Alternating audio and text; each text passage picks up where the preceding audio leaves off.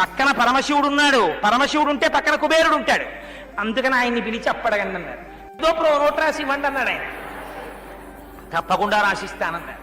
అని పాపం రాసిచ్చారండి. శ్రీ విలంబీనామ సంవత్సర వైశాఖ శుక్ల దశమి నాడు నారాయణపురం నేలేటటువంటి ఆకాశరాజు గారి పుత్రి చిరంజీవి లక్ష్మీ సౌభాగ్యవతి పద్మావతీ దేవితో నా వివాహము నిశ్చయించబడినటువంటి కారణము చేత నా గృహానికి విచ్చేసినటువంటి బంధు మిత్ర సపరివారములకు భోజనాది సౌకర్యములను ఏర్పాటు చేయుటకు కావలసిన ద్రవ్యము లోపించినందున నవనిధులకు అధినేత అయిన కుబేరుని వద్ద 14 లక్షల రామముద్రికలు సువర్ణమూర్తులను అప్పుగా గ్రహించుచున్నాను. దీనికి చక్రవడ్డీగా ప్రతి 100 ముద్రికలు 1 ముద్రిక చొప్పున వడ్డీగా చెల్లించగలవాడను.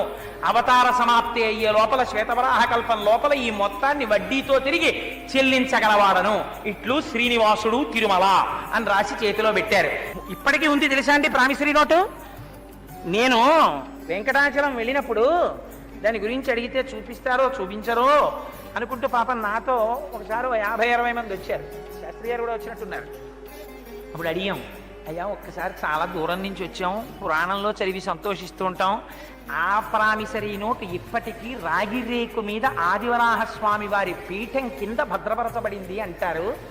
మా యందు మీకు అనుగ్రహం ఉంటే ఒకసారి చూపించండి అని అడిగాం. పాపం ఆ రోజున గుడిలో చాలా రష్గా ఉన్నా మీరు 10 నిమిషాలు పక్కన నించోండని ఆ పీఠం కింద నుంచి రాగిరేకు తీశారు.